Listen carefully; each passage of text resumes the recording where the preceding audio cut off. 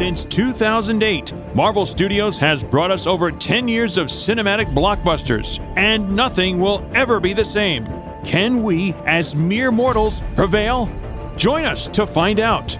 Peter Melnick, graphic designer, comic book enthusiast, and podcast pontificator. And Eddie Wilson, upstate New York radio announcer in the Sullivan Catskills, with an inordinate amount of catching up in his own comic book universe. True believers, the next chapter begins with another episode of The Marvelists.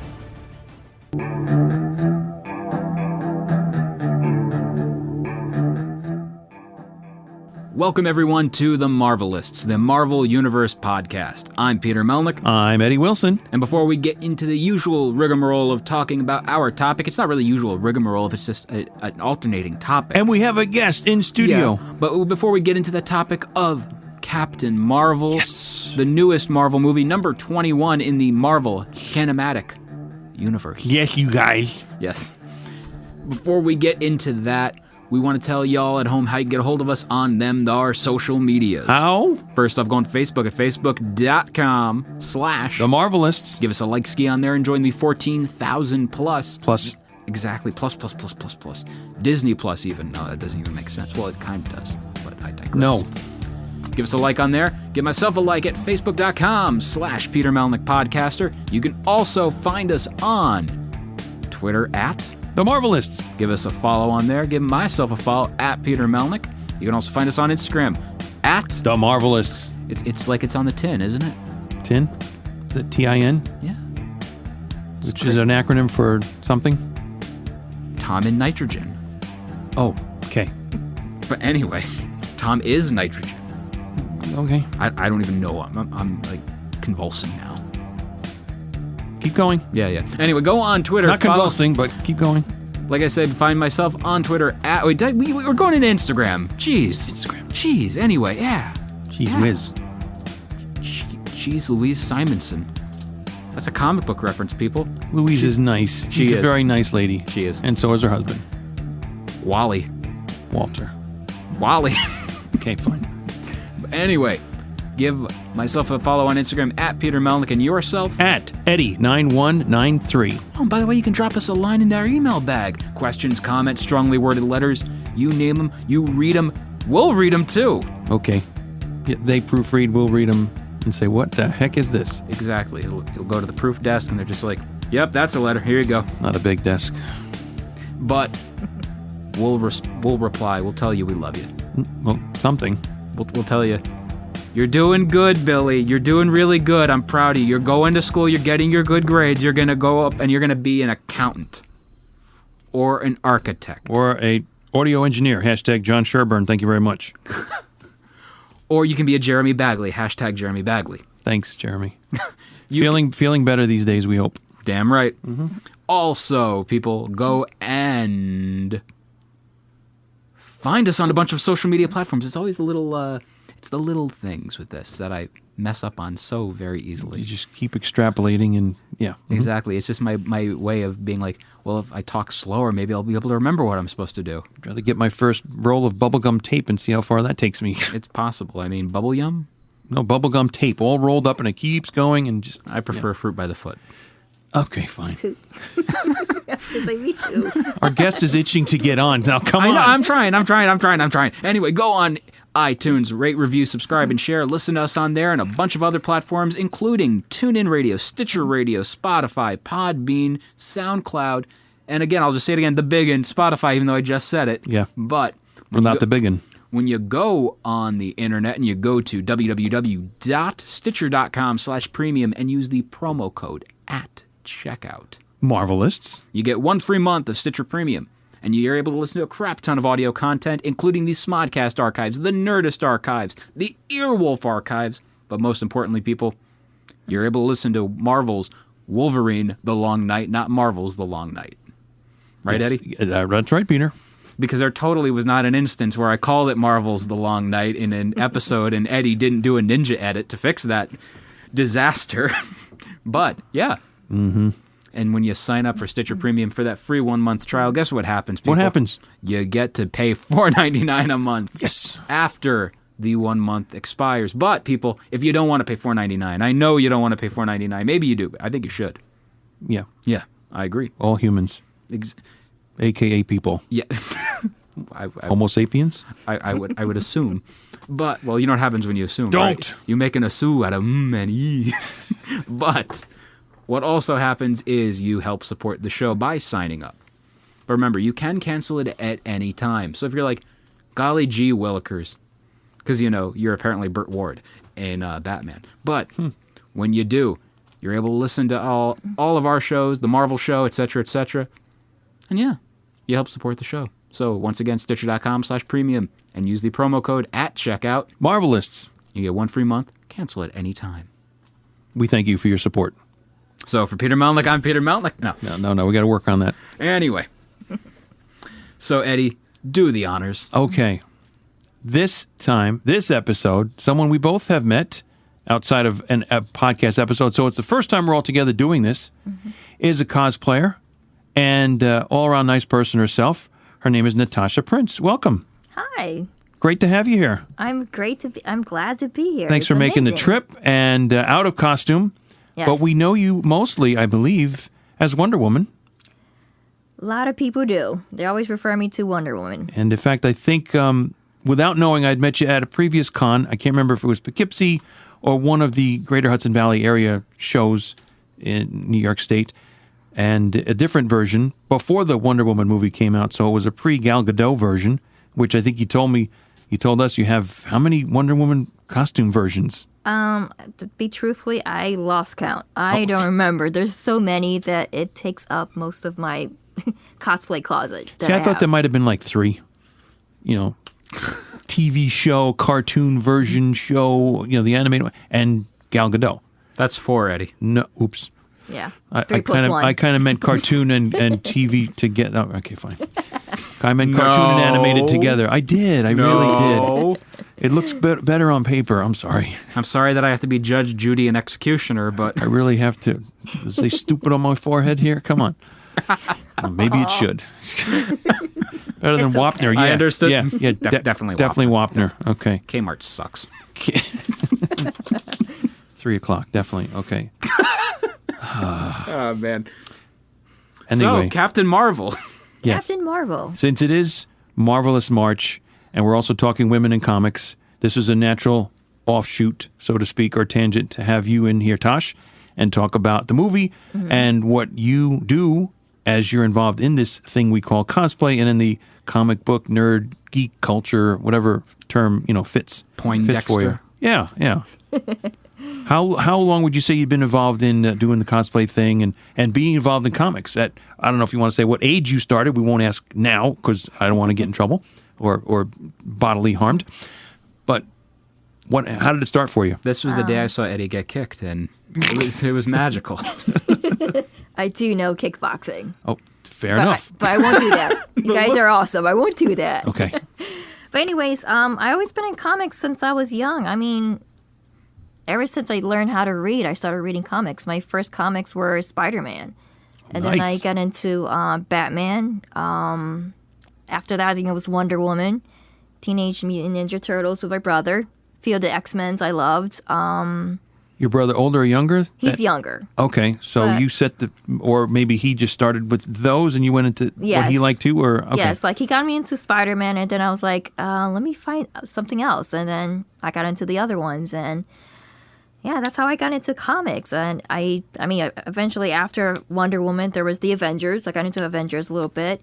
A lot of X-Men, I remember that. And Spider-Man, I was always a true Spider-Man fan, so... So can we say then, I'm trying to think, I'm like, okay, I don't know if there wasn't too much out there for you you're at the time of you getting into them, that you just automatically said Spider-Man first, because I would think boys typically go to Spider-Man. Like I had one of my first comics, and instead of you automatically saying Wonder Woman, you went with that. I'm thinking maybe your brother had the comic books first and it kind of rubbed off on you, or... Yeah, I would say that we would fight over Spider-Man. Oh, okay. Because he would have him first, and I'm like, okay, you're done with that. Let me take that. Yeah, and we'll fight over it. And then I think as I got older, that's when I got into Wonder Woman, and then he wasn't really interested. So Wonder Woman was my hero to read in the comics. So I knew that he wouldn't touch it. So she was my girl to keep my brother's hands off. So you were right. The Wonder Woman, it's right here. Mine. Yes. That's it. Cool. I'm going to take a guess because we're a part of the same generation. Mm-hmm. For you, the reason you also adapted to Spider-Man so easily is probably because of the animated series, correct? Actually, I got into Spider-Man before the anime. Yeah. Oh, sorry, I just want to breathe deeply. But you assume. See that? I made a out of you. You did. Oh. I believe because Spider-Man comics were lingering around our house, and I actually grew up with my extended family, like my uncles, my grandma, and my younger uncle, who was only like 5 years older than me, had Spider-Man comics around, and that's how me and my brother got into Spider-Man. He would have his comics laying around his room, and he's like, "Here, you guys read this." This could probably be a no answer, but I'm going to throw it out there anyway.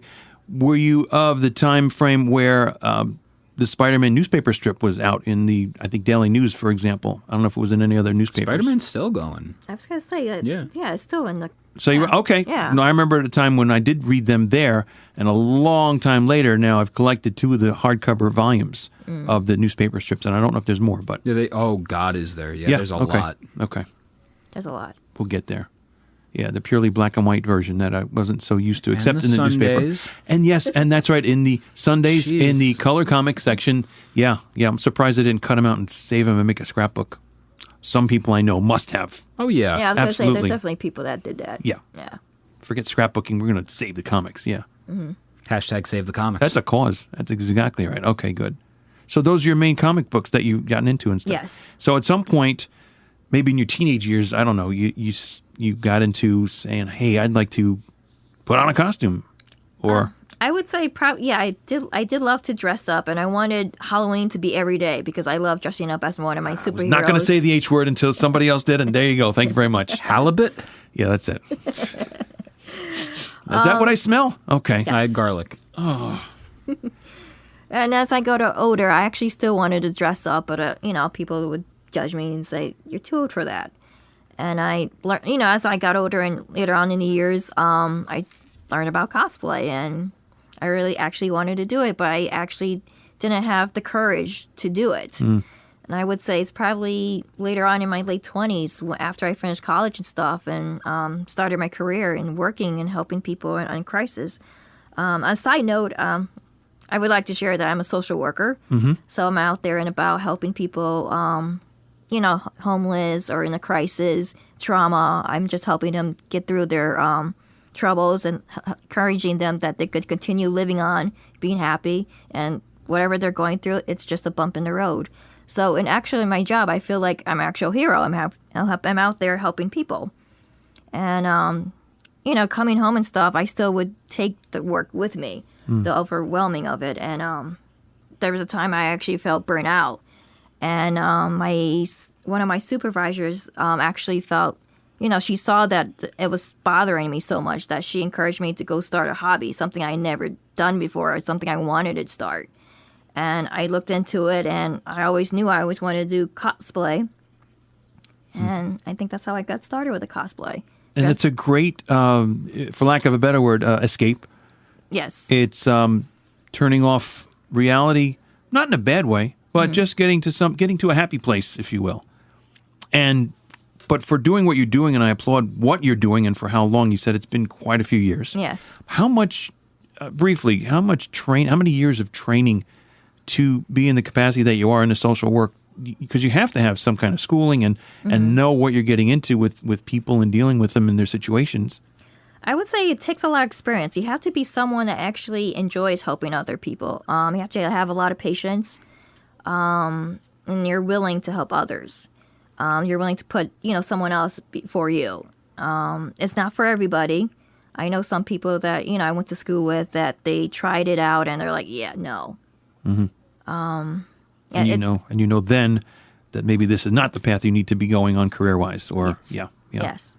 I think it's good also that you're able to see the benefit or the end result of the work you're doing, and that somebody is being affected in a positive way. I mean, yes, I'm sure you're seeing it not go positive all the time. Yes. But in some cases, some things, some jobs, what you do, you don't know the result. Like if you're a school teacher, let's say, and you don't know if the education that you're trying to pass on to them is working, is because they're moving on to the next grade or just growing up and moving away, and you don't know if it took root or not. But that is wonderful that you can see that it's working and it's giving you something back too. You're not doing this for a selfish reason, but it's a mutual, possibly a give and take, and you're getting something positive out of it too, and that's truly wonderful. I would say I've been in this field for almost over 10 years.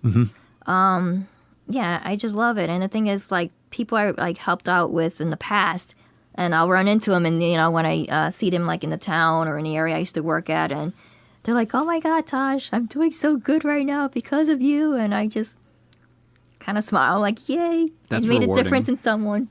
That's the warm fuzzies. And I mean, it doesn't work out for everybody that I help out, but just one out of few, it just puts a smile on my face. I'm like, I'm actually doing something. Now, is it putting a smile on your face like regularly or like the Joker? Because that one sounds painful. Oof.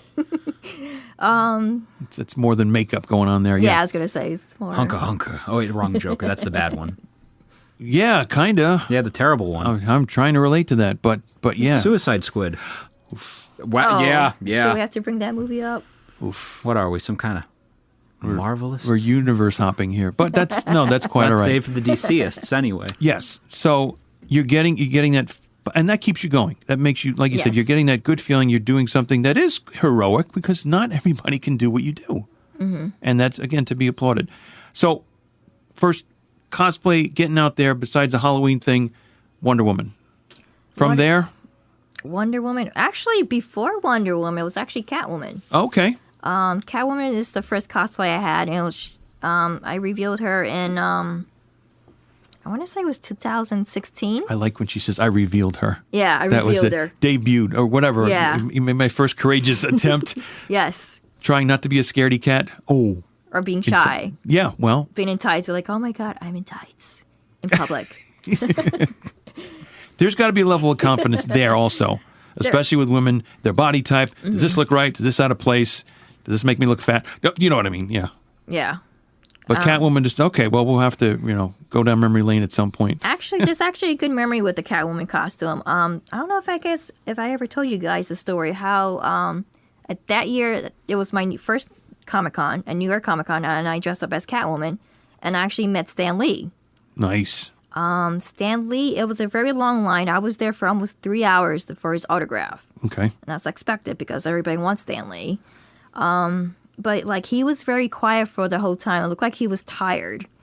But as I approached the table, he looked up with the biggest smile on his face, and he stood up and actually grabbed my hand, kissed it, and he actually told me, "Do you know how much I love cats?"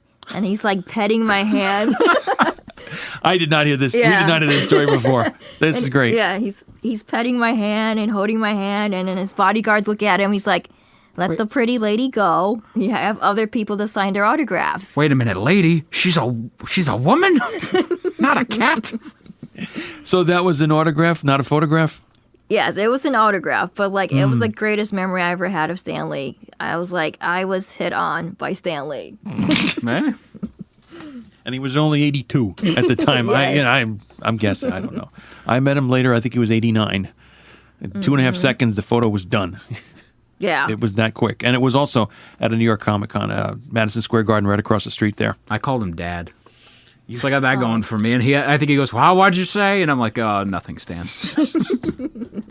You had conversation at least. I gave him compliments, or I said, "Thank you for your work," and da-da-da. He just smiled and nodded. I couldn't hear what he said, which is the worst part. Yes. Yeah. At least I got so some noisy. words from him, and he kissed me. Well, he kissed my hand, but still. Mine was like mine was the first year of assembly line, Stan, and I think you know what I'm referring to. It's almost as bad as what you dealt with, maybe a little bit worse.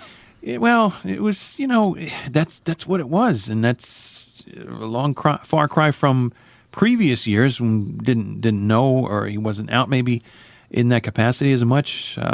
That's what you had to deal with now. But now on the topic of Marvel, and of course, what came out this past week? Captain Marvel. No, I'm talking about the No, anyway. Anyway, so he would. Captain Marvel just hit theaters, and we discussed it on our most recent episode about the controversy surrounding the movie with a lot of people in their basements and... The haters. The antis. I will just get this right out the way first. Okay. I liked the movie. Eddie? I more than liked the movie. It moved very well for 2 hours and 4 minutes. And yourself? I actually enjoyed the movie. I really liked it. You know what? Okay. You don't hold back, Natasha, from what we're saying. You say what you feel. Okay. I really enjoyed the movie. It was amazing. It came out not what I expected. I actually expected not so great. So I was going in like open-minded, but like, yes, not going to be the best, but let me check it out. I'm going to go for the cat, Goose. Hell yeah. And at the end, I was like, ooh, I actually liked it. So you didn't expect it to be as good? No. Did you have an expectation going in? Or were you hearing things or reading things you shouldn't have? I don't know. Yeah, well, first off, when they shared how the, what's the actress name? Brie Larson. Brie Larson, how they shared, how she's going to be Captain Marvel. And I was at first like, they could have picked someone better. Oh. Well, the one that everyone was going on saying was Ronda Rousey. And I'm like, if anyone has seen her in WWE now, she's not good. But she acted. I mean, whoopsie-doo, she was in Expendables. And okay. I don't know if she'd acted before, or some people would say, well, isn't wrestling acting? But you should see her on the microphone. I'm just saying. I don't know, why did they think visually she looked like she would be a better Captain Marvel? More tough, muscular? I don't know. I get that, but when I hear the whole concept of, they you look get that? like... You're more tough, muscular? Is that what you... Damn right. That hair growing wings at the end there. Okay. Yeah, damn right. Peter, fly away, Melnick. Okay. You stop that. But starting, you kidding me? The thing is... Only 20 minutes into this episode. Anyway. But the thing is, a person can look like a character, but, when they have the acting chops of sandpaper, it's kind of rough. No pun intended.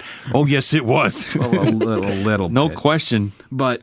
Are you sorry you're with us yet, Tasha? No, I'm actually enjoying this, so all right, keep going. Good. It is beneficial, Another one. It is beneficial, though, when somebody does look the part and they can act the part, too, For example, Robert Downey Jr. looks just like he would be. Oh, yeah. Then you have Michael Chiklis, who made a great Ben Grimm and was a great Ben Grimm. Yeah, quick note, and I may have mentioned on a very early podcast that when the first Iron Man movie came out, that started the whole MCU in 2008, my wife said, Robert Downey Jr., how is that going to... And I explained to her the character of Tony Stark, and she's like, oh, okay. And it turns out... kind of saw how the parallel was there. Yeah. Turns out he was just as good as Liver and Onions. Yeah. Liver and onions. Liver and onions. You got to let them go sometimes, Tosh. I'm sorry. Can't you just say, like, chocolate-covered bacon?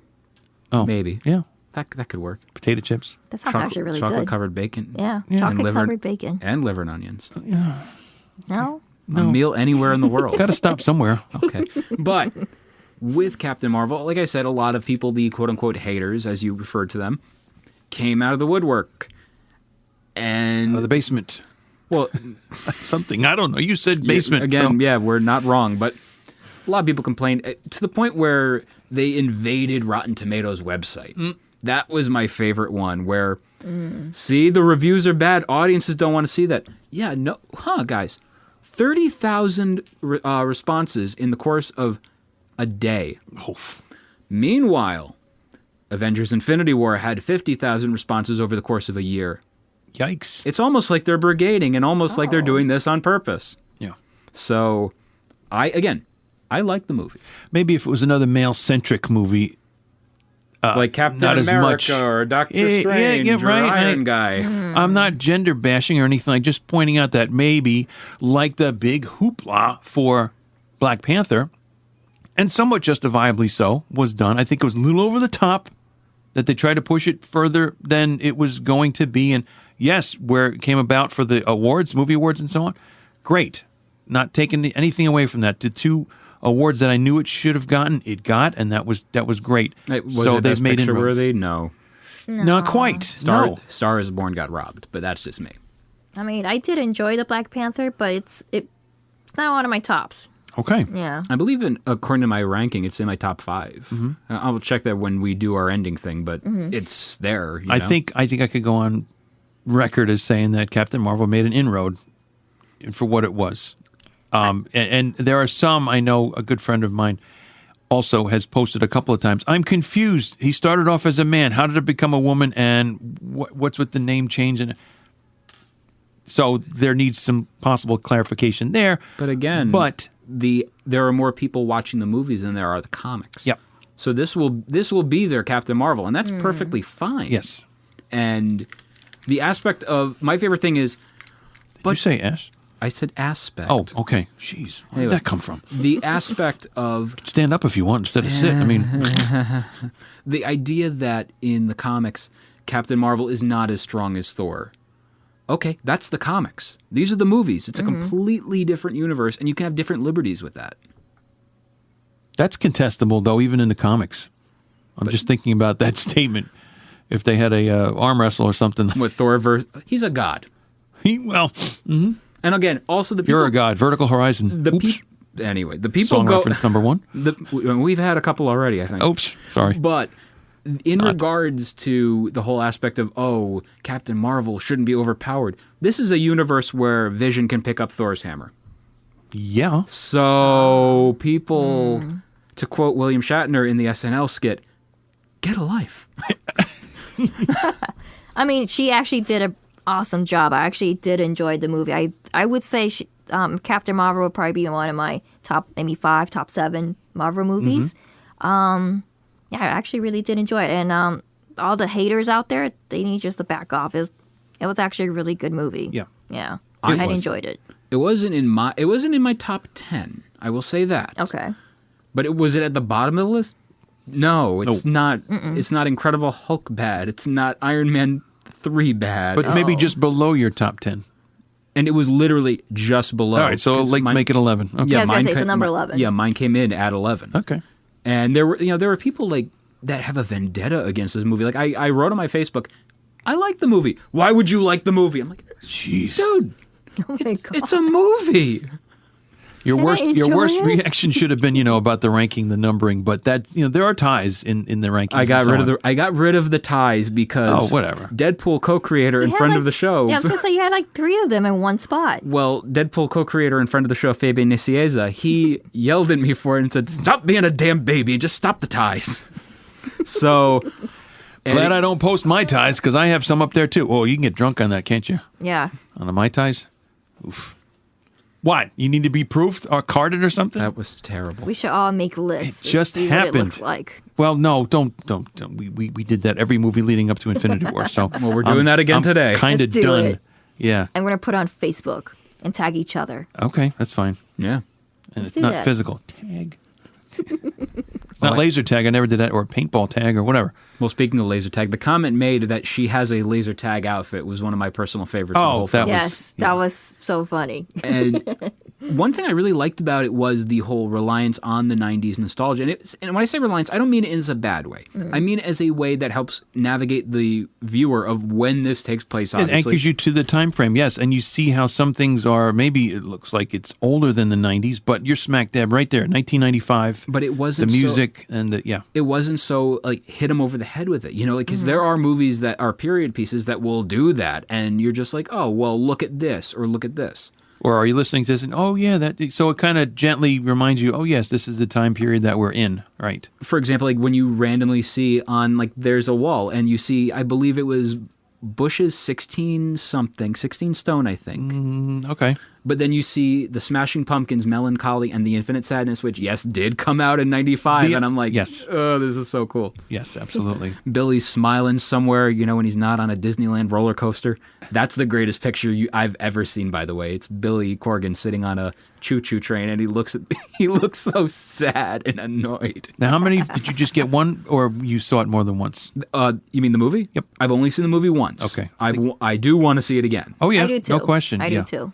I want to see it again specifically for the relationship between Goose the Flerken and Nick Fury. And we can't say cat, can we? Because it's a Flerken. It's got the... It's a Flerken. He's a kitty. Well, if you don't know, like me, what a Flerken is, and I thought I heard that it was robotic at some point, so I think I was a little off base. But when I saw what it could do, octopus-wise, and more reminded me of a character from Men in Black than anything robotic. But it's a tabby. that orange stripy cat kind of cat. It just told me, though, by the time the movie was over, you just cannot completely 100% trust a cat. And the thing is with the Goose the Flerken, bit, first off, the character was originally named in the comics Chewie, but they didn't want to do that because... I was actually going to say that. Yeah, that's what I heard. I didn't read. I didn't know about that. Yeah. And you remember during that run when they see Rocket Raccoon, right? And he goes, "It's a Flerken!" And they're putting a nod to Kelly Sue DeConnick's run, who, by the way, makes a cameo in the movie in the subway scene. Now, which comic, I think I heard, but I want to be sure, which comic was the cat in as character named Chewie? I believe in the main Captain Marvel run, wasn't it? Yeah, it was the Captain Marvel. Because Chewie doesn't show up during Avenging Spider-Man, where she makes her re-debut. So that's like, what, 2014, I think, that run? Avenging Spider-Man? No, that is 2012. I thought you said where the cat was in when the Captain Marvel run. 2012. Yes. The one I'm holding up right now with the red, the yellow, and the blue. It should and be the in sash. There. Okay. Yeah. The mustache?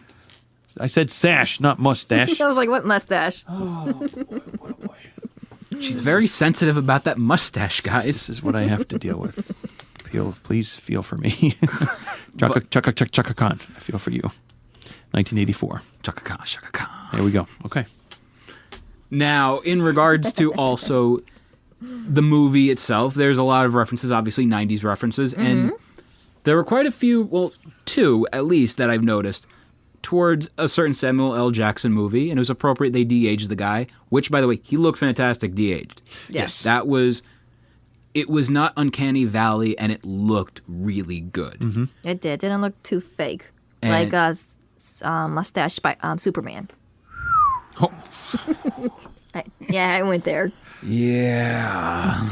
Put me in the right frame of mind, though. I'm trying to remember where that shows up. What, Mustache Superman? Yeah. So you know what happened, right? When they were working on Justice League, Henry Cavill was contractually obligated to have a mustache, which is my favorite sentence I've ever said. In the beginning, okay. Yes. For I blocked it out. The whole movie, he had his mustache digitally waxed. Okay. I put a vote. They should have kept it. It would have been great. It would have been great. Yeah. Mustachioed Superman. Well, if they went with a black-suited Superman, perhaps. Faster than a Freddie Mercury. And a darker side, like Dark Superman, then the mustache, even a goatee, perfect. Yeah, but then people like me would make fun of it, though, and go, "Oh, now they're doing the Star Trek version where he's got a goatee and a mustache." Ooh. Well, Star Trek? Okay. You know what? I learned... I don't know if it's still a true stereotype or an image thing that TV reporters and newscasters, they discourage facial hair because they think they're hiding something. You can't trust them. Hiding the upper That's lip. reserved for the weather people, I think, actually, because no matter what, they're getting paid and they could be wrong 99% of the time. Sorry, that's a broadcasting thing here. But anyway. So in regards to the movie Pulp Fiction, there's a number of references to the film. One of the shots with a de-aged Agent Coulson, who, once again, Clark Gregg, my boy, seeing him young again. I'm sorry, he looks the same all the time, I thought. But him and... Down to the attire and the glasses and the way he takes them off. And yeah. Well, him and Nick Fury sitting in the car is a shot-for-shot version of the Royale with cheese scene from Pulp Fiction. There were gunshots? No, not that. Oh, I thought they had a bang off. Literal Eddie. Hey, it happens. But now, also on top of that, you end up having the scene where Talos comes into the house of what was Monica's, I believe. Yes. Monica's house, and he's drinking the cup. He's drinking soda, and what is the soda? The cup. What is this? It was the one from which movie? Oh, Pulp Fiction.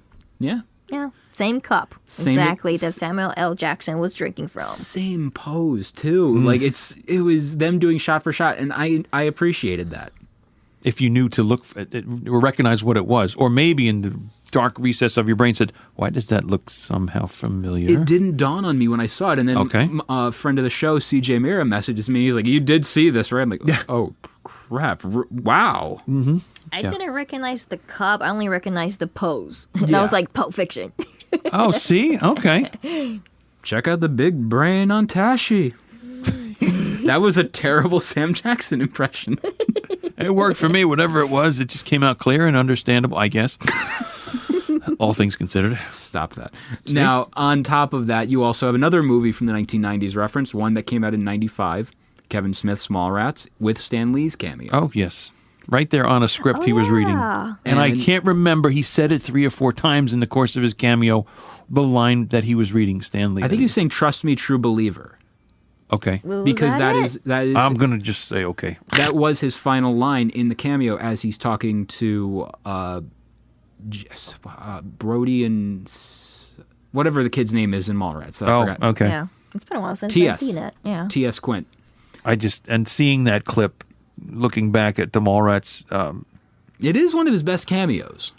it's a long one. Yeah, oh, well, yeah. Considered what now and everything. But was it his first? Yes. Well, no, it was not his first ever cameo. As a matter of fact, his first cameo was, I believe, the Trial of the Incredible Hulk, him and Jack Kirby. Okay, right. But I cannot get used to seeing him in a full beard. I know. Even if it's partially gray, partially white, partially silver. Now I could get used to him in a partial beard. No. Whatever, goatee, then I'd really be off the wall. It's Stanley. Web slung ya. It was like seeing the reference though. Whip this. Kevin Smith found out about it, watched the scene, and he burst out crying. Yeah, I did too. I got watery-eyed. I'm like, "Aw." Well, when I remember, did you see Spider-Verse? Yes. When his cameo. Well, yeah. I made a comment in the Marvel Shield posting group. There was a Stan Lee cameo tournament. And I made a comment. I'm like, I'll be completely honest. The Spider-Verse cameo should win based on the fact alone of he was my friend, That and that comes out literally a few weeks after it happens, and you hear, he was my friend, Oh, the onions, man. The onions. And Gonna Miss Him, I think, was in there too. Yeah, I'm gonna miss him. Oh. Yeah, I was crying that part. Yep. So, like, to see this cameo, and apparently, according to Kevin Feige, they're actually limiting the cameos now, or they're running out of cameos. Like, they're... Oh, I think there's just one more. Yeah, because we were told by that one person that, there are more cameos that have been recorded, remember? So evidently that is not the case. No. So to hear that is very disheartening, and we will live in an age where there's no Stan Lee cameo. But speaking of Stan, with this movie, the very opening was what? The Marvel Studios, flippy book thing. Oh, that was excellent. I said out loud in theater, I'm like, wow. That was terrific. Absolutely. Go to Uncasville, Connecticut to go see Mitch Halleck's terrific August 9th to the 11th, 2019. Hashtag Mitch all the way Halleck. You're welcome for the free publicity, Mitch. That's right. I think the audience when I went to go see it, they all stood up and applauded when that happened. We didn't have that at mine. No? We did get a little bit of applause in the theater I went to. Yeah, yeah. I just heard like maybe 1 or 2 people go, "Oh." There was some recognition to that end. Yes, Aww. yes. Like just seeing that was, and it's interesting seeing something like that, and then the thank you Stan. Yeah. Yeah, got me. It's like a stab in the heart. Because we got like 3 Marvel movies in a row with that. We ended up getting that. We ended up getting what's it called? Spider-Verse. Spider-Verse. And then What's it called? You're just there. Literally a week before Once Upon a Deadpool. Okay. Did you go see that? I went to go see it. Yeah, I didn't. Yeah. It was worth it. It actually was really worth it. It was funny, and it's obviously the same movie, but they really play with the PG-13 rating to the point where it's basically Ultimate Marvel vs. Capcom 3 Deadpool. To an extent, like the usage of humor, like they limit things. They still push the envelope with certain things. They're like, yeah, you can do that with a PG-13 rating. But like my favorite part is still the Matt Damon scene where they show that Matt Damon makes a cameo, and you see quick shot to the interior where they're he's getting Fred Savage is getting kidnapped by Deadpool in the Princess Bride room. And he goes, "Whoa, you got Matt Damon in this movie?" "Yeah, we got Matt Damon. He was the hillbilly in that scene, remember?" "Yeah, wow. I always wanted to fight Matt Damon." "Wait, you wanted to what?" "Yeah, I want to bleep Matt Damon. Yeah, I want to bleep him. And he just keeps going every time, making it sound like he's saying something completely different and inappropriate. And then we dress up in gladiator outfits, and he's going to go, we're just going to bleep each other and bleep each other. And then he goes, "Why are you bleeping me?" "Oh, I thought you were saying bleep." "No, I'm not saying bleep. I was saying fight." "Oh, you were making it sound like I was saying something inappropriate, didn't you?" "Well, yeah." I don't know if this is, you mentioned cameo, it just triggered a memory. And hashtag CJ's Comics and Toys, because I went with CJ down in Oakland Park, Florida. To see Comics and Toys. To see Captain Marvel.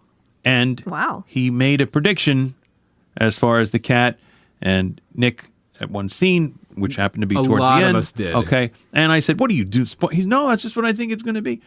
And it made sense. And I'm not sure where his source was, but he made, I don't know if it was prediction or because what studios got which characters, which ones will show up as cameos in the next one, Avengers Endgame.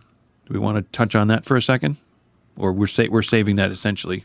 No, well, because every person that's going to guest on our show, such as Tashi here, it's going to be discussion of what we think could be Endgame. Mm-hmm. So, Are we going to talk about that? oh yeah, like that'll be towards the end probably. But in Okay. all honesty, like you're saying about the characters that you could see appearing in the movie, Just according, I was going to pass on his notes that I'll give he my, thought. I'll give my guess or my prediction. Basically, I told you I had ended up going to Toy Fair this year, and Yeah. I went to the Hasbro presentation. And during the Hasbro presentation, I noticed a lot of X-Men centric things. And in the writing world, you call that a red herring because they want you to believe something. They want you to be like, "Oh wow, this is going to happen." Well, as I'm looking and I'm seeing everything, and first off, my favorite thing about the Toy Fair presentation was this: every section they would set up, it was like, now this summer Fox is going to be teaming up with Marvel and releasing X-Men movies. They're going to have Dark Phoenix and New Mutants. So here are some of the toys we're going to show, and they go, and in April, Marvel Studios releases Avengers Endgame. Anyway, August, Spider-Man Far From Home. So it was July. It moved to August? I forgot. No, well, it's probably July, but I'm whatever. Yeah, but okay. anyways, for this benefit of the story, I wanted more months. So they just kept teasing it. They're like, "Oh, we're going to do this."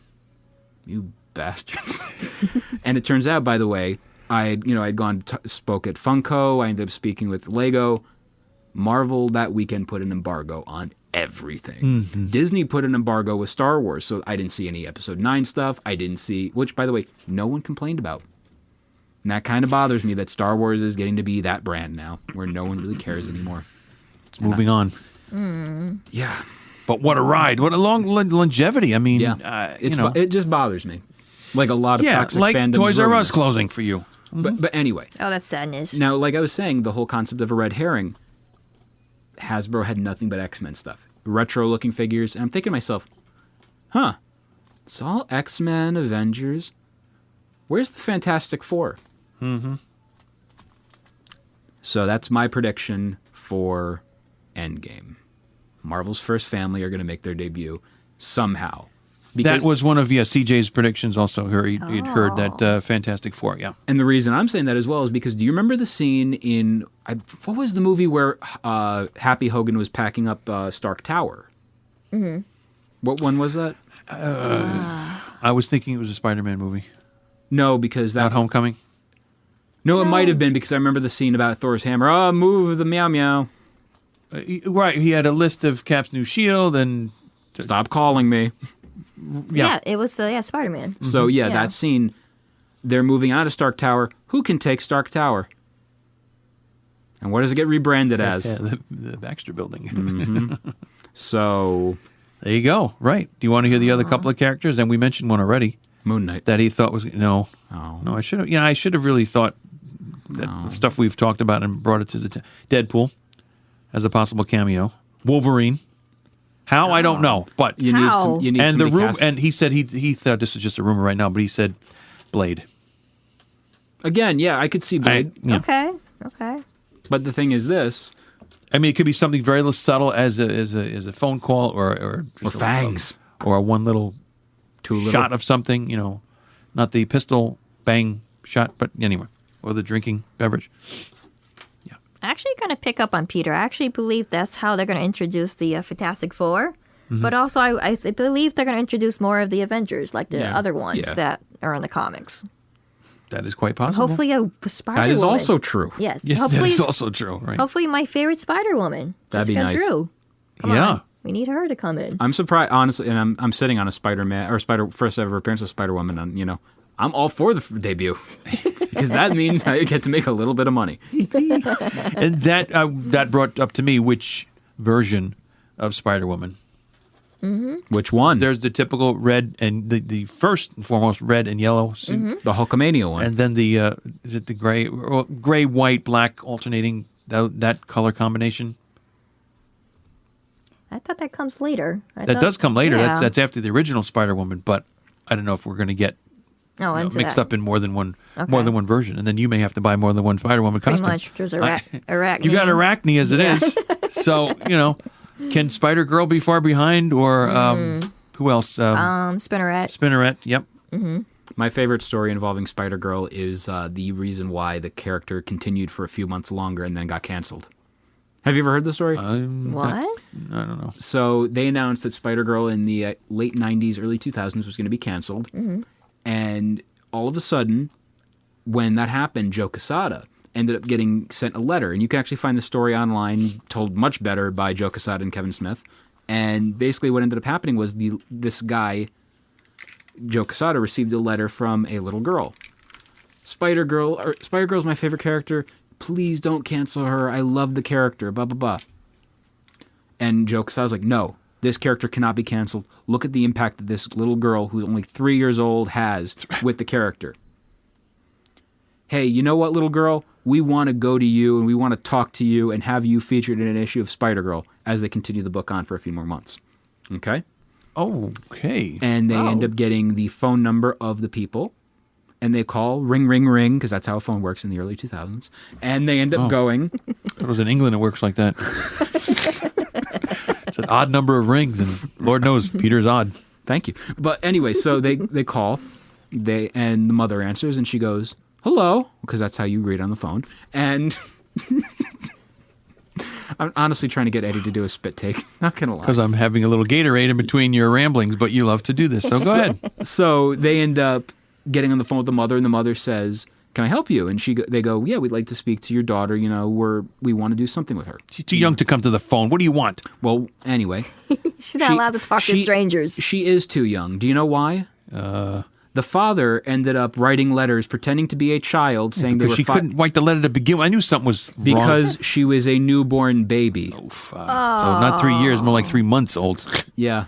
Wow. So a guy pretty much used his newborn baby to help try and save a comic book he really liked reading. Channeled his innermost young female self. Tragic fail. It's so, but creative. Yeah, it's creative. Yeah, I'll give him that. Wow. No, I didn't hear that story. That was good. So if I want to bring back Moon Knight, do I have to cut somebody's face off? I don't know. Ooh. Because Moon Knight cuts off people's faces, you see. That's the joke. Wow. Maybe that's a later Moon Knight than I know of. Oh, okay, then it is. I got out after the 80s on that. Oh, you missed out on a lot of good Moon Knight, though. Fist of Khonshu. Yeah. Okay. Praise be to Khonshu. Praise be indeed. Okay. Man, you're missing out on some good Mooney. It'll come back. Some of the ones I recommend, by the way, for all of you at home, if you have Marvel Unlimited or Comixology, or even your local comic book shop, I recommend the Warren Ellis run, the Max Bemis run, as well as the Doug Munch run. So, there we go. But Captain Marvel already in progress. Back to Captain Marvel? Yeah.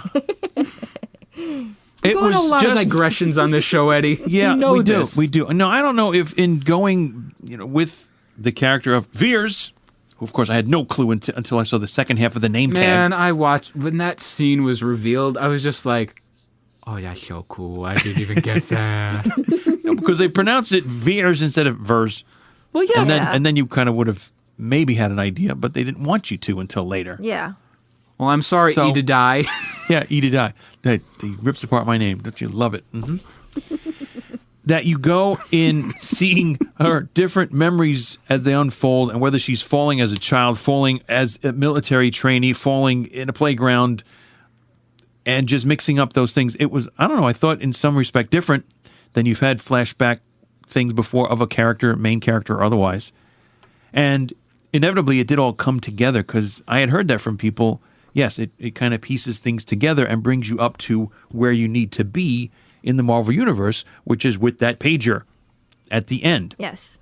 And, you get to that part and you see how one gives to the other the pager between Fury and Carol, and then she upgrades it and he puts it in his pocket, so we know, okay, this is in play or in place now or both. And we actually have a question from our listener, by the way, for this. Okay. In regards to the movie. At what point did you figure out it was a kind of who am I storyline? I'll read Well, it. that is a very good question. At what point? Early, I thought. She's trying to piece together her memories, who she is. So yeah, I would say as well, the first instance. Yeah, I was gonna say when she was having her dreams. That question was given to us by John Stahl. Yeah, thank you. I think you really don't. It doesn't come together until she reunites with her BFF, who, by the way, was at one point in the comics as as another Captain Marvel, correct? Correct. Because the name clicked in earlier today, actually, and I said, "Oh, yes, right. She was another Captain Marvel." Wait a minute. So there's another female Captain Marvel. Hey. So comic fans should be mad about that too, apparently, right? She had a brief stint also, I people think. are dumb, aren't and they? was an Avenger. Just leave it. Yeah. Sorry for cutting you off, by the way, but No, go it's right okay. I forgot what I was gonna say. Oh yeah, I was gonna say they were saying how she's actually the first Miss Captain Marvel or Miss Marvel, Monica. And there are so many people that go on, they always forget things like that. Like, oh, Carol should never have been Captain Marvel. There's only one Captain Marvel. Well, there's actually been many Captain Marvels. I was going to say, there's multiple. There's more than one. The point I might diverge or disagree with, I think, is having the Annette Bening's character as Marvel. Oh. I was, to be honest, when that... They took a liberty there, I think, in that respect. I was partially annoyed with that. I'm like, really? But then I'm like, you know what? She's a good actress. Fine, you can roll with that. Because think about it. The Ancient One was portrayed by female actress whose name I don't remember offhand right now. Yes, correct. But, she fall down, go boom. Yeah. That was like the most painful death in the MCU. I'm no, actually, I take that back. The squishy squish in Ant-Man that becomes like the liquid. Remember him? Got sprayed. Oh, yeah. Oh, sure. But you got to give it up for the lamb also. Geez. Oh, yeah. Okay. Yeah. And the guy. Yeah. And the pizza shop. And the pizza shop. 2 guys, a girl, and a pizza shop. That's a unmade thing. Thursdays at 8 on ABC. Okay. 2-for-1 special? 2020? We're almost there. Next year. Oof, less than. So that, again, was a little discrepancy. And then, like I said, things come together by the end. We see how, Nick Fury is putting together his Phase 1 and typing up and glances over. Protectors presemble. Protectors, yeah. And seeing how, just like Carol Danvers' BFF on her plane had a nickname, so did Carol Avenger Danvers. Yep. Mm-hmm. And there we go. There's the begin, and the Avengers music comes in. Da-da-da-da. Boom. Sorry. No, that was good. For no instrumentation, it was wonderful. She is a Wonder Woman. And yeah, overall with the movie, I liked it. Yeah. But again, it's for me what my number. What my number 1 is. Guardians. Which one? 2. Yes. You're 2? Oh, yeah. My first one is Volume 1. Both are good, but I have my personal connection with Volume 2, and you can listen to it in the Guardians of the Galaxy Volume 2 episode with owner of Carmine Street Comics, John. We want Morga the Gorga. But Guardians is your number 1? Yeah. And not a Spider-Man? I was going to go back and ask you about which of your Spider-Men did you like the best and which of those movies? I loved so many. I mean, Can't go wrong with Tugboat Toby. I love Toby. Toby was my Spider-Man. Mm-hmm. I would say Toby, I would say the first one, the second one, I probably like 2 and 3. And then Homecoming, I actually enjoyed Homecoming. So Homecoming's up there for me. And not Andrew Garfield? No, I don't like him. I never liked him. I don't know why. Maybe the way... Too much attitude? Yeah. Too much hair gel? That too. Too confident? I don't know. Too cocky. There we go. There you go. He had that attitude I just didn't like or didn't want Peter Parker to be. Well, once I got past the fact that Tobey Maguire in the first Spider-Man being able to grow tentacles or whatever suction cups out of his fingers. That was a liberty that a big one for me. Sam Raimi wanted because he's like, well, you already have the power of, walking up walls. Why not more for that? And then, adding the whole... Yeah. Coming right out of your wrist, webbing right out of your wrist. All right. Which, by the way, they actually did a game trailer reveal from 2001 for the original Spider-Man game for PS2, GameCube, Xbox. and they show footage from the movie. At one point, Toby actually had the web shooters. And He then had, they just changed cartridges? it. Yeah, they changed it. Oh, jeez. I think I have that game. I So still have my PlayStation 2. It's I used to have Atari, so that's where I go. Eddie and I have both brainstormed this in the past, and we want to do something like this. I want to do a Let's Play with Eddie playing Spider-Man for the Atari, and maybe even going on playing Spider-Man for the PS4. That's it. You heard it here. Eddie Wilson, gamer. I think it could work. I think it'd be really cool. What, you got the Rumble Pack now? I don't know what I got there. I just thought it would be dramatic if I went. I say Spider-Man on PS4 is my game. Oh, I need a day that I need to be cheered up. It's my game. It's such a fun game, and like the level of like detail, and that's why like I would love to see a Captain Marvel game. I would love to see a Captain America game, a better one, than Super a better Soldier. one. But I'd love to see that's why Spider-Man is apparently going to be the birth of the whole gamerverse they're doing. Which, whatever, whatever's next. And people have speculated, by the way, that Fantastic Four is next. So Okay. they might be getting their own game. That would be cool, and that would be very easy to have as a multiplayer thing. Oh, now I got What? some idea. Well, they did the two Spider-Man or Fantastic Four games for the PS2. And Like what I say, he's looking at me like, yeah, but just the idea now, I'm like, that could be really fun. It could be. This is almost the same look he gave me when we first came up with the name of the podcast. It was an accident.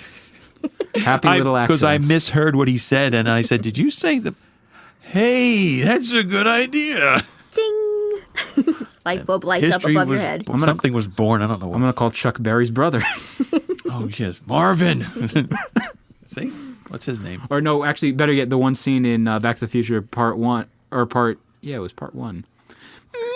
Mayor! Yeah, that's it. There we go. Last name Wilson. You got it. Back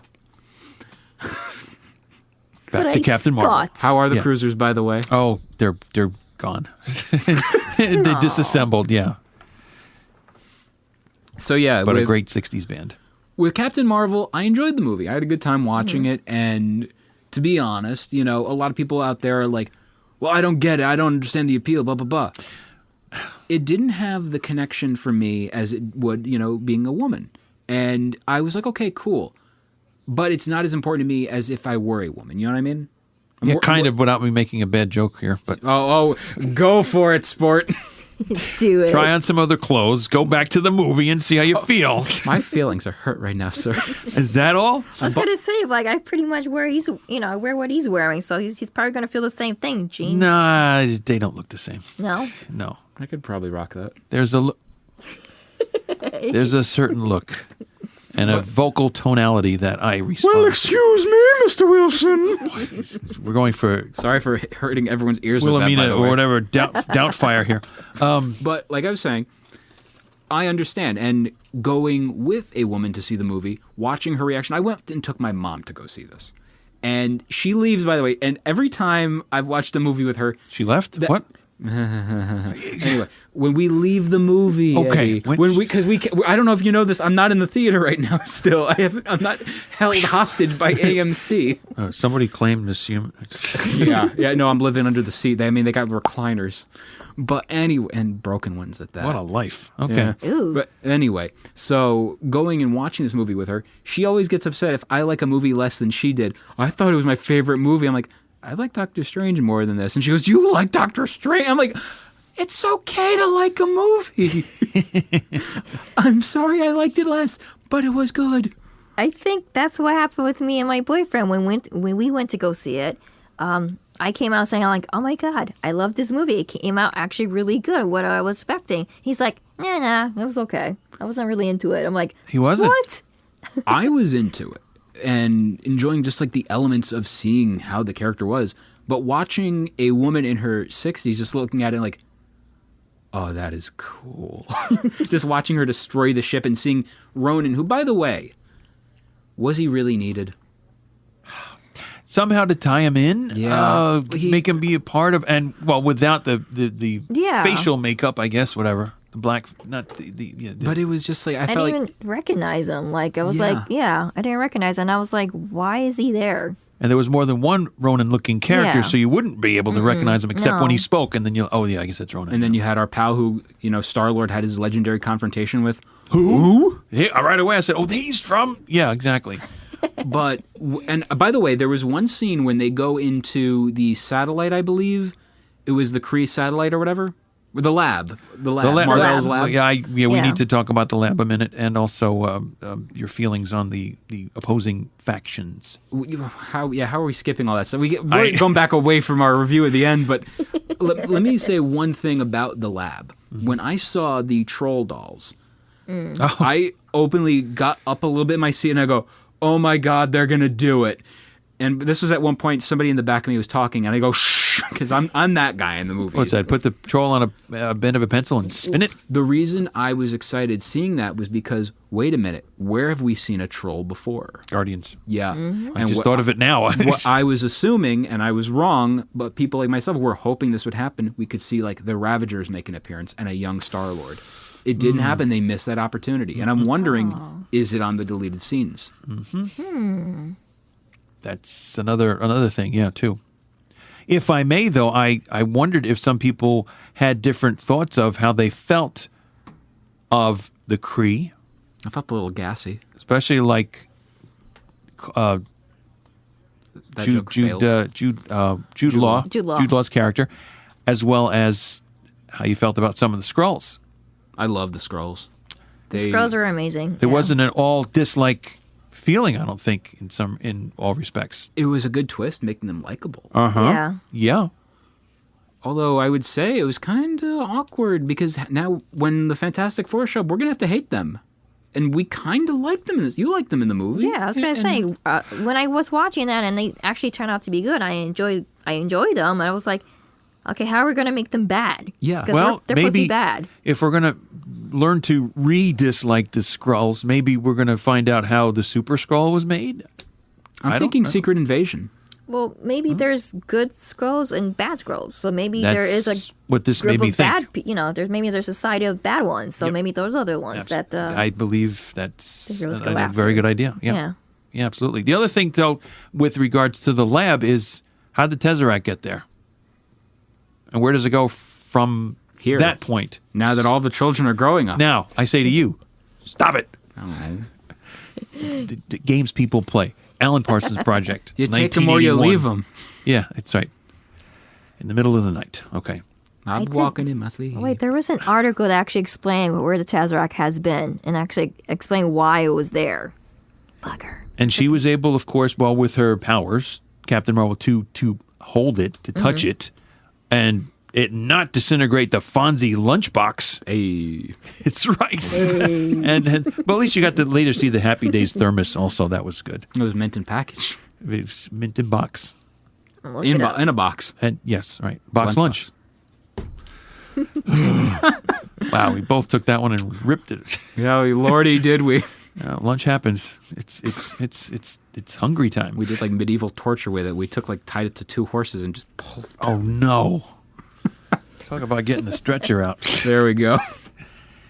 That's what I kind of wanted to just touch on. Well, not literally because it's a movie. It's the Tesseract, for crying out loud. Mm-hmm. But destroying the core and having all that energy going into Captain Marvel. I mean, that had the same coloring, that whitish blue of the Tesseract as well. So I'm thinking some kind of connection there.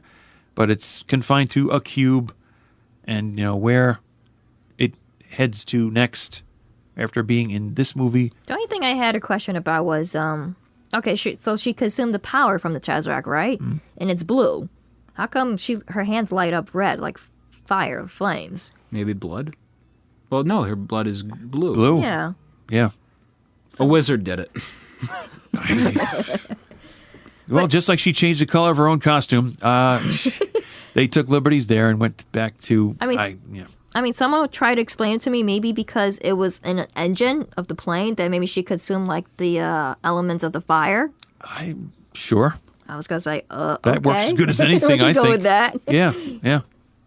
So, I agree. We could go with that. I do like how we're a podcast where we're supposed to really give our thoughts on the feelings of, theories and stuff like that, and mine is just, wizard did it. Screw it. I don't know. Kind of bunch of nerds asking us this. I show him a copy of a Wizard magazine, and now this comes out from last week or two. Yeah. Speaking of wizards, shout out to our boys at Cartoon Kayfabe, Ed Pisker and Jim Rugg. Okay, boys. Loop it. Boys. I don't know. Buoys. Boing. Boing. Boys. Put on a life vest if you're going out there with those buoys. All right, so now also on top of that, you have what else, Eddie? I'm going to put you on the spot. Set me up and let me down. Okay. Okay. So we talked about the lab and outer space. Talked about the Tesseract. And who do you trust? I mean, who do you think is doing the right thing? Jude Law's character? I guess not. All Skrulls are not bad. A lot of us were talking about it, and at the end, when you see the whole... By the way, people, I don't know if you realize this. We never even preface this. You know there's spoilers in this episode, so if you haven't seen the movie... I know we're like... Bring this to the front of the episode, please. No, John doesn't need to do anything with that, but... That's true. Anyway... Sorry. I don't know if you guys realize this with the name of the episode especially, but... We talk Captain Marvel. You don't say. Yeah, that's the headline. Oh, you mean the Shazam guy, which, by the way, I did wear a Shazam shirt to go to this movie because I'm that kind of an ass fan. Yeah, see, I told you said that before. But with this movie, you have that one reveal at the end where, like, oh, crap, maybe he's going to be good. Maybe he's, like, oh, it was all a test. And then, boom, just knocks him over. Yeah. Loved it. I absolutely love that. And Jude Law was fantastic, although I do wish he could have been Marvel. Like, that would have been great. Like, when I saw him in the costume, like, oh, he's Marvel. Mm-hmm. I was hoping for that.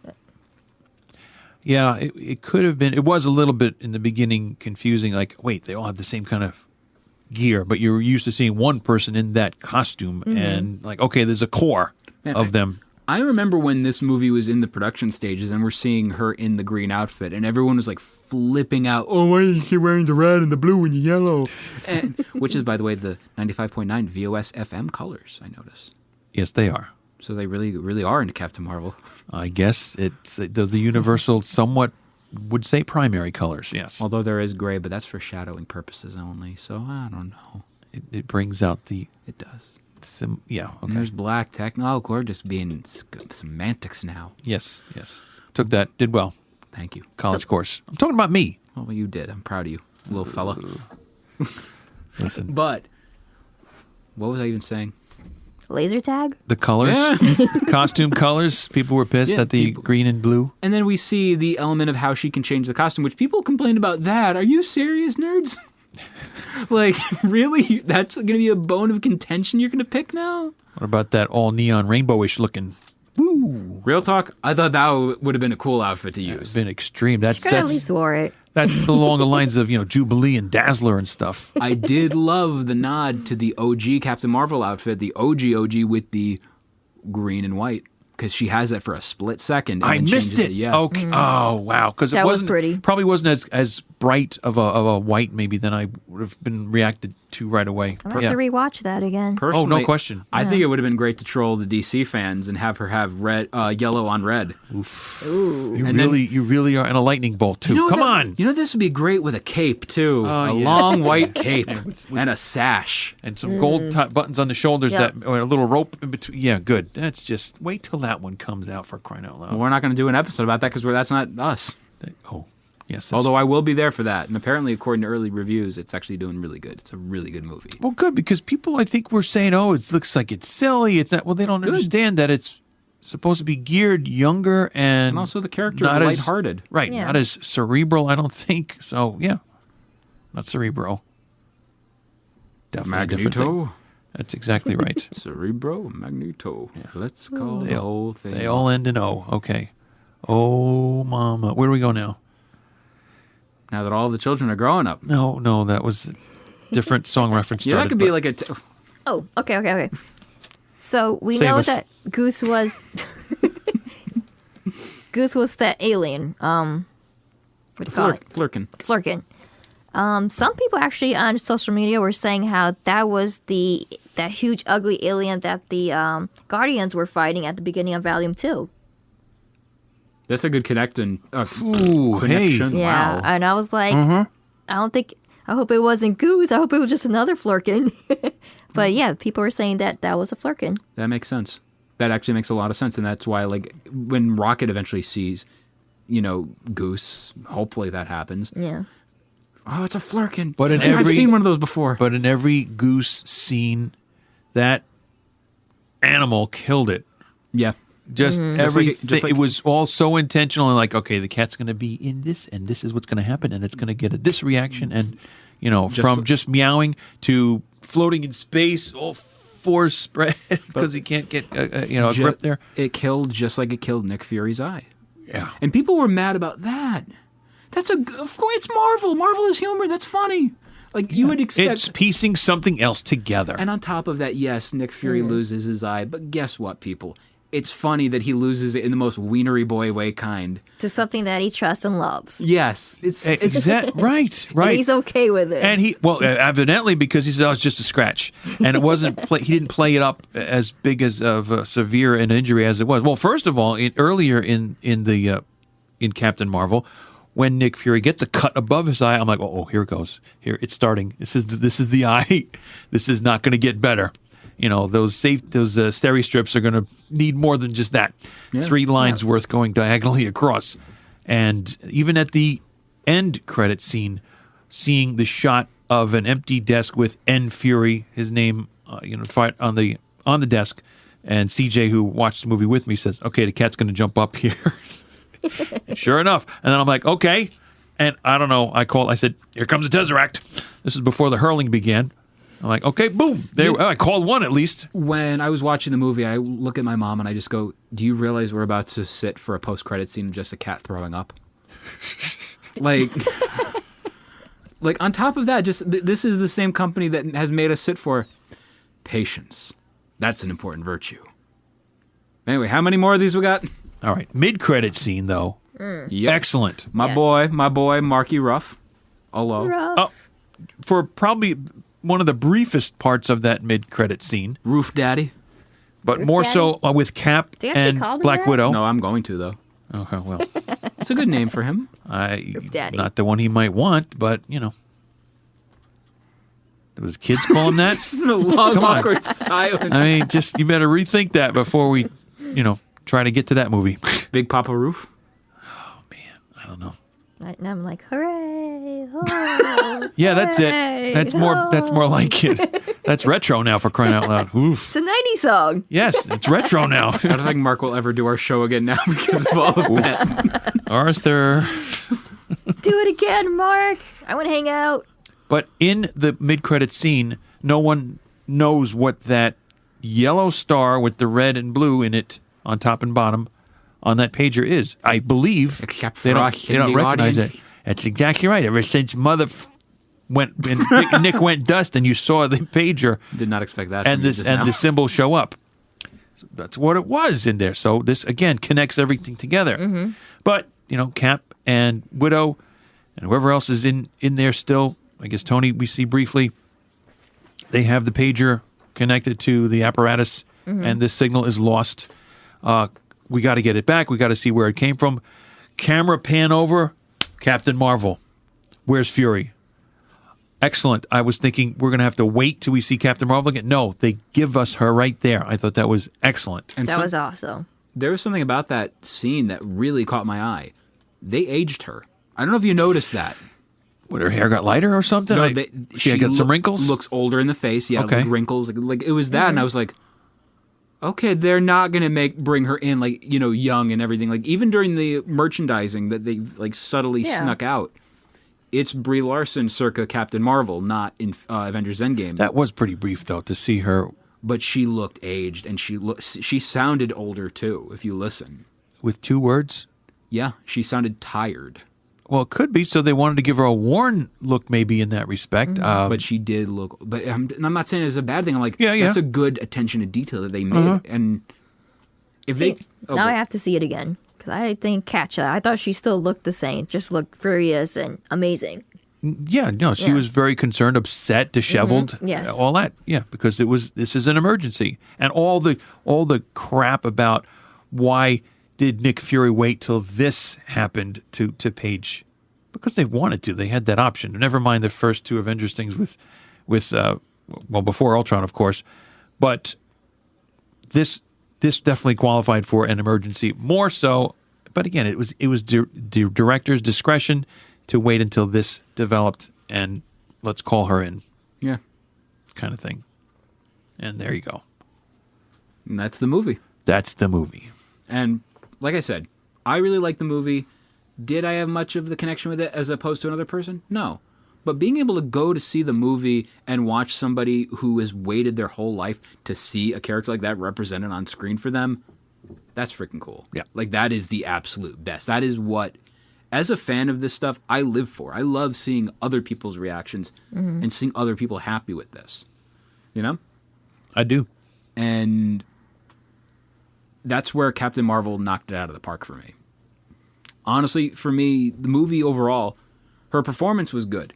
I've heard people give crap about the performance. Oh, she sounded wooden. She was this. She showed no emotion. She is a soldier battle shocked through all of this stuff. That's why she's showing that one emotion.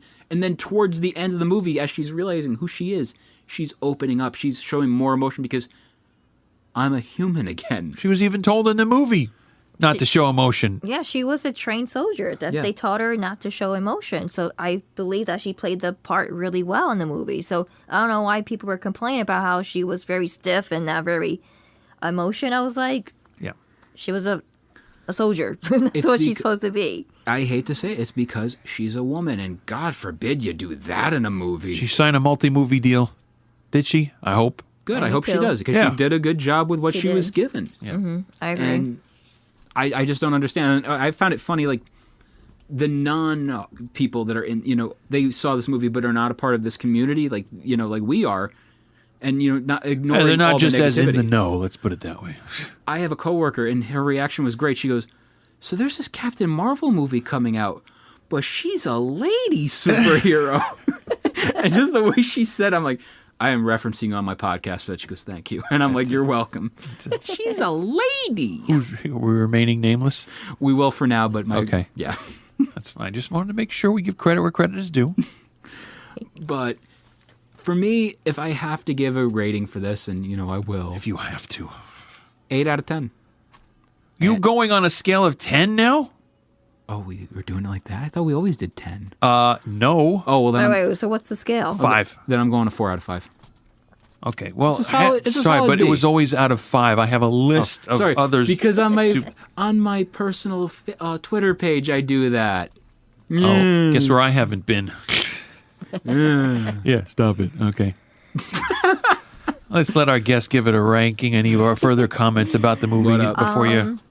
Yeah, the movie surprised me. It turns out it's became one of my favorite movies. And you don't have to go with a solid number. You can go with quarter, half, 3/4. Oh, can I do if that? you want? Okay, yes, okay, absolutely. Okay. I loved the movie. I loved Brie. She did an amazing job. She surprised me because at the beginning I wasn't expecting the best, and she just blew my mind, and I loved her. The only part I didn't enjoy was I kind of felt confused. It was the fighting scene where they play No Doubt.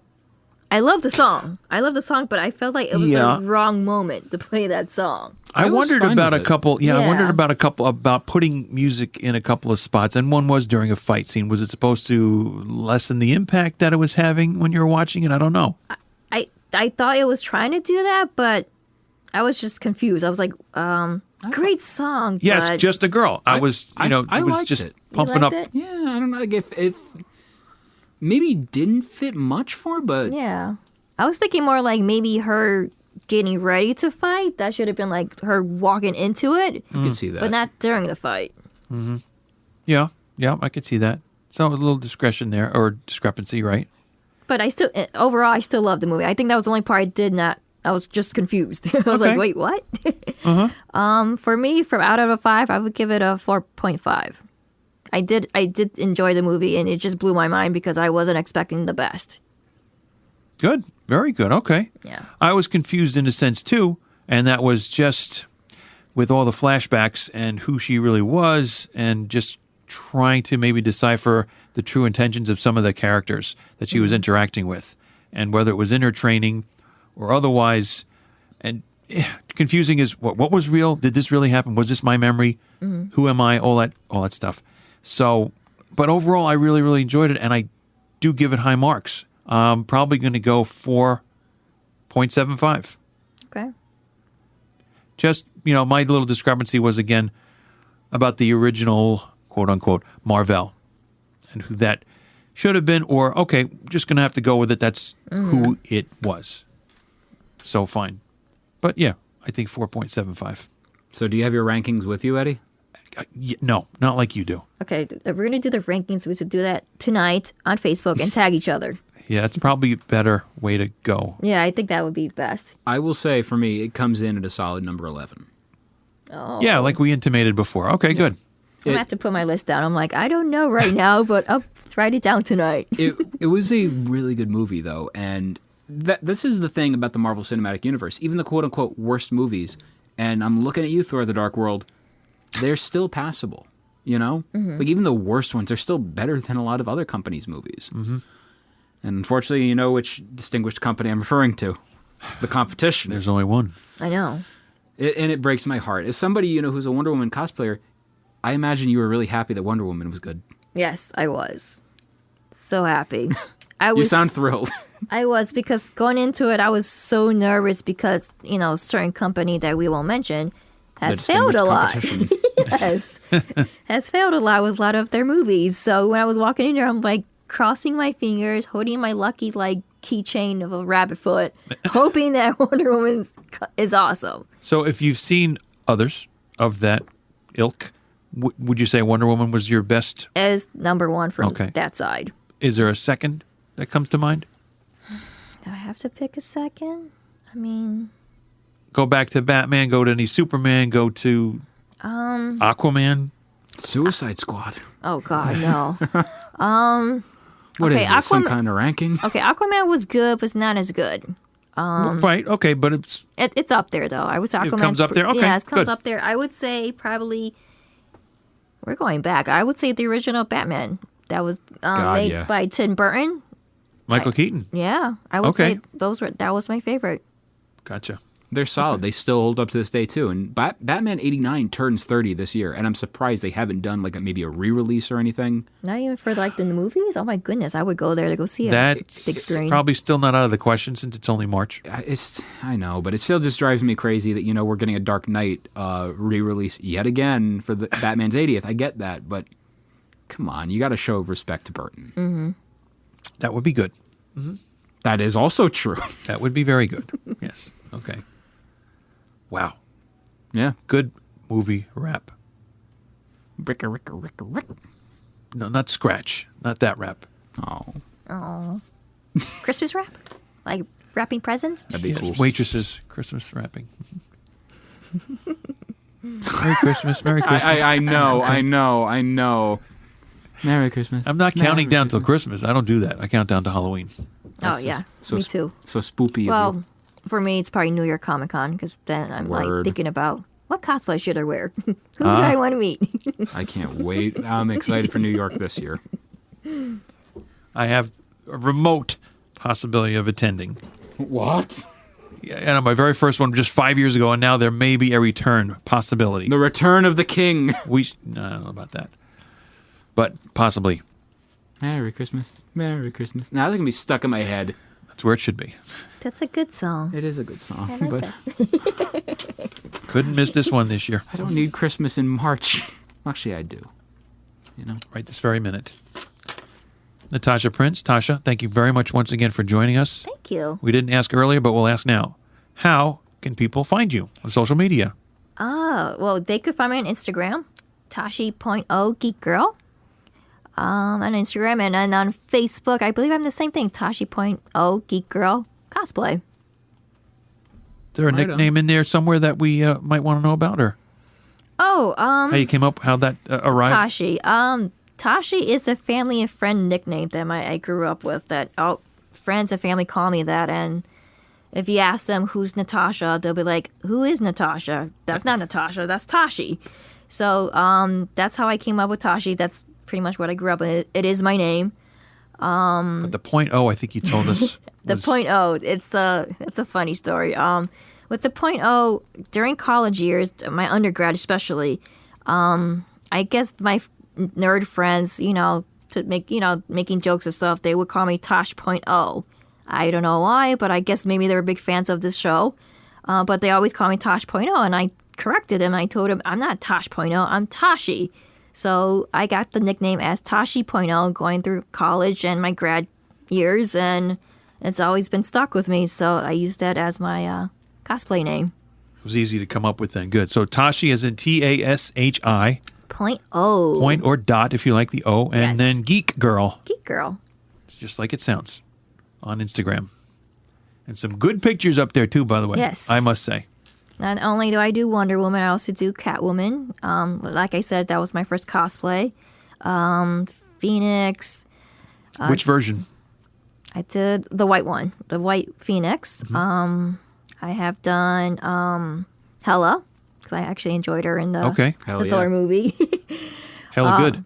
Hella good. Yeah, that's another yeah. that's another no doubt thing, isn't it? Okay, sorry. Real quick. You got more characters. Wait a minute. She's doing her characters. Let's go. We'll get you. I did my own version of Miss Marvel, Latina style. And I do have different varieties of Spider-Women. Right on. And actually quite a few of the I'm trying Wonder to Woman. think, and I'm there's a thinking lot of, of I'm them. trying to think of who else I've seen in pictures, but not in person. And I think you have an Elektra. Oh, yeah, I do have an Elektra. I haven't worn her in a while, but actually, a lot of my fans actually do like her, so I have to take her out, like, one day. I agree. her out again. Your gender bend Nightwing, though. Yes, I do a Ginger Bender Nightwing. It's a Night Queen. That sounds like a Guns N' Roses song. I know. Oh, yeah.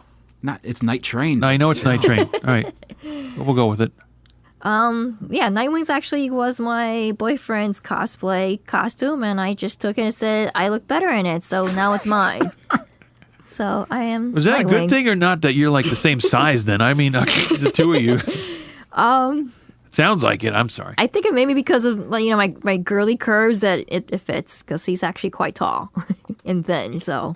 But he makes a good Spider-Man. He does. I actually... Not because his face is covered. I'm just saying, Actually, just before we started dating, I actually became a fan of his because he was a good Spider-Man cosplayer. Ha ha, there you go. Yeah. And I just friended him recently, so thank you, Jason. The Nerd Truth. Actually, now it's Nerd Truth Nerd Truth, yes. on Instagram. Yeah. He's good people. He put up with me and a photo shoot, so that gets a thumbs up in my book. I think it was longer than any of us thought it was going to take. Well, we were talking two characters, so what the heck, Yeah. Yeah, But absolutely. it was fun, and we got good shots. And you have some good couples shots as well as the two black-suited spider people. Yes. As well as the Elektra and his, Daredevil. I guess, was it a Netflix Daredevil? It was Yes. a gray and red combo, I think. Yeah, I No, believe he did the... Green Red was, I think, 90s, wasn't it? yes, it's actually from the comic. Oh, yes. Yeah. I'm sorry. Yes, yes. Mhm. Yeah, from the comic. I'm trying to think what else we did. We did, if you guys watch Voltron, Yeah. we did Keith and Allura Right on. cosplay. We did that for Katsucon. Trying to think what else. I can't think of any. Oh, Lara Croft. Lara Croft was actually one of my first cosplays. Very cool. Real quick, anything else that you're thinking of getting back to or something new? I am Cosplay? I am trying to bring back Catwoman because I do have a new Set of claws. set of claws, set of claws, and a headset. Very cool. I do have that, and also I'm Whip. and a whip. Yes, The whip. and I'm also thinking doing another gender bender, stealing one of Jason's costumes again. I'll probably do. Do you want to tell him? Does he know? Oh, he knows. He's Okay. telling me he's like, you should try this one on. Try this one on. Oh, he wants you to. Okay, He wants me to. So do you want to tell us? He wants me to do Daredevil because he had the helmet. You're gonna do the Red Evil, The Red Evil. which I've jokingly called to Chip Zdarsky, and yeah. Okay, so that's a thing now. I want him to put that in his Twitter bio, where he has all the wrong names of his comics, and I want it to be the Red Evil. Okay, all right. Well, we're looking forward to your future cosplays, seeing those pictures up there again. Tashi.0 Geek Girl on Instagram. Yes, and Facebook, but it's more Instagram. As I'm learning to do that better, so Eddie's I'm learning getting how there. to use the gram. Yeah, Ooh, That's what the kids call it on the street, I guess. the gram. yeah. I know. Graham crackers? I was always an inch and centimeter kind of guy. All those weights and measures thing, I just Stop that. And we really limited our stop that system. The metric system is just beyond, failed system with Jimmy Carter back in the 70s. Okay. It's time for the closing credits, kids. What do you think, Peter? All right, so first off, go on Facebook at facebook.com/ The Marvelists. Give us a like ski on there. Give myself a follow or a like or whatever the hell on the Facebook, facebook.com/ Peter Melnick Podcast. I'm doing a little dance as I do that now. Yeah, chair dance. Very good. A little wiggle. Thank you. Anyway, as I dance for the audience at home that can't see me. But thank goodness. I know. Also, you can find us on the Twitter at The Marvelists. You can find myself on Twitter at Peter Melnick. I was going to have you say my last name. You want to say it? How dare you? Oh, literal Eddie. I am. But you can also find us on Instagram at The Marvelists. Give myself a follow as well at Peter Melnick or The Marvelists. Oh, I was going to hope you say it. He points his fingers everywhere now. I'm really, really getting dizzy. Merry Christmas. Merry Christmas. Anyway, you can find yourself on Twitter at The Marvelists. I meant you. Oh, me on Twitter.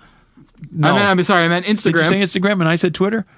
Wow. We both messed up, Eddie. We both messed up. On Instagram. There we go. At Eddie9193. Not E. Wilson, but Eddie. Just keep doing that. But whooping. Drop us on our email bag, themarvelists@gmail.com. Questions, comments, strongly worded letters, and examples of me botching everything. They'll be all there. Exactly. Oh, God. Will they ever be? You can also send us love and affection. And just say, Peter, you don't suck as bad as you think you do. You are awesome. Thank you.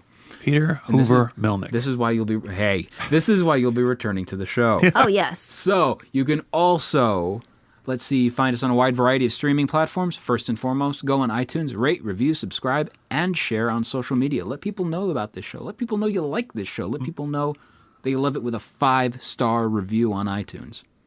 That's 4 more stars more than 1. Like us. Like us. Like us. How can you not? With that kind of a pitch? Exactly. Yeah. Thumbs up. You can also find us on all iOS and Android devices with TuneIn Radio, Stitcher Radio, Spotify, Podbean, SoundCloud, but most importantly, go on Stitcher.com/premium and use the promo code at checkout. Marvelists. And when you do, you help support the show. Helps kick back a little bit of cash our way and helps support the show. Keeps us going. Helps us out with our hosting fees, helps us out with travel, helps us out with equipment. So, once again, Stitcher.com/premium and use the promo code at checkout. Marvelists. And remember, when you sign up, it's free for the first month, $4.99 after that 30-day trial is over, but you can cancel at any time. Yes. For the Marvelists, I'm Peter Melnick. Tashi.0 Geek Girl. And I'm Eddie Wilson. Excelsior. And now, obsessed with Marvel, with our host, Peter Melnick, and Eddie Wilson, and our guest, Tashi. And I just want to say and. Well, whatever, just off the cuff. Question number 1658. What was Destiny's helmet of power? Beyonce. This comes under the heading, it looks like, of the section of Incredible Hulk, if that helps. Me? No. What was Destiny's helmet of power? Was it an ancient Atlantean artifact? Was it the Cobra crown? Was it the Serpent crown? Or was it an extraterrestrial power object? Destiny's helmet of power. An ancient Atlantean artifact, the Cobra crown, the Serpent crown, or an extraterrestrial power object. I have to say not the Serpent crown. I don't think it had any other name. I read that way back in the day. What day was that? Oh. The 3rd of September. The day I always remember. Yes. Love it. Papa. Okay. Was it Rolling Stone? Yes, 1973. Right on. Any idea? Somebody just snored? Ancient Atlantean artifact, Cobra crown, Serpent crown, extraterrestrial power object. I'm going to go with the last one. Okay. Me too. You know what? Let's all go there. Let's try D. No. What? The answer is the Serpent crown. Oh. Wow. I knew it. And it was the only one I recognized, too, and I should have just said, yeah, why not? But no. All right, this is what happens when you play this game. Obsessed with Marvel. Okay, You we throw go back bookmarks? beginning of, well, it's the only man. one I have. We go back to sort of the beginning. It's question number 175. We go right back where we started from. Thanks a lot. That's Maxine Nightingale, if you didn't know. No, it's Peter. 1977 or 8. No, 1988 was when I was born. Question number 175.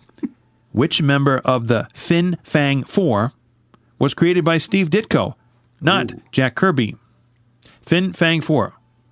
Created by Steve Ditko, not Jack Kirby. Electro the Robot. Fin Fang Foom. Googum, son of Goom. Or Gorgilla. Now, did you say which was not created by? Not created by, was co-created by Steve Ditko, not Jack Kirby. So, presuming you know who created him to begin with. Electro the Robot sounds like something he would have done because he was Electro the into stuff Robot, like that. Fin Fang Foom, Googum, son of Goom, or Gorgilla. It's kind of shot in the dark for me here, but you're saying Electro the Robot? Yeah, Electro sounds like, well, no, because then you have Electro. Electro, the Electro is ELEKTRO, Electro. Okay, so based on that, like a lot of Ditko creations had names like that with K and stuff. Okay. Just weird spellings of names. I'm gonna go with Peter. You're lost. You're 'Cause lost like me, I'm right? like, I don't. Yeah, you kind of lost. All right, let's give it up for Peter. Let's say A, Electro. No. Let's not hear it for the The boy. answer is Googum, son of Goom. Another C answer, and I totally didn't think that was a thing to begin with. That really was Let's my. see next one. Okay, last one. And then we proceed to not get it with C. And then yeah, 24, 28. All right. And it reads, of which race were Red Raven's bird people an offshoot? You got to know who Red Raven was to begin with, I suppose. Of which Yum. race were Red Raven's bird people an offshoot? Was it Shi'ar, Inhumans, Deviants, or Eternals? Doesn't help because I've heard of them all. Of which race were Red Raven's bird people an offshoot? Shi'ar, Inhumans, Deviants, or Eternals? I'm just going to throw it into A, Shi'ar. Let's go with C. Yeah, I was gonna see. You're going to go C, Deviant, C. All right, I'm going to go C for you because I'm that kind of guy. No. And the answer is B, Inhumans. Remember when we said we'd go with C and we'd still get it wrong? Boy, I really shouldn't have said that. I thought I should have said B because Inhumans sound familiar. Well, because of the show. I was gonna say maybe. Maybe. Maybe. Would have done it. Should have done it. B was maybe, yes. Coulda, woulda, shoulda. We're out.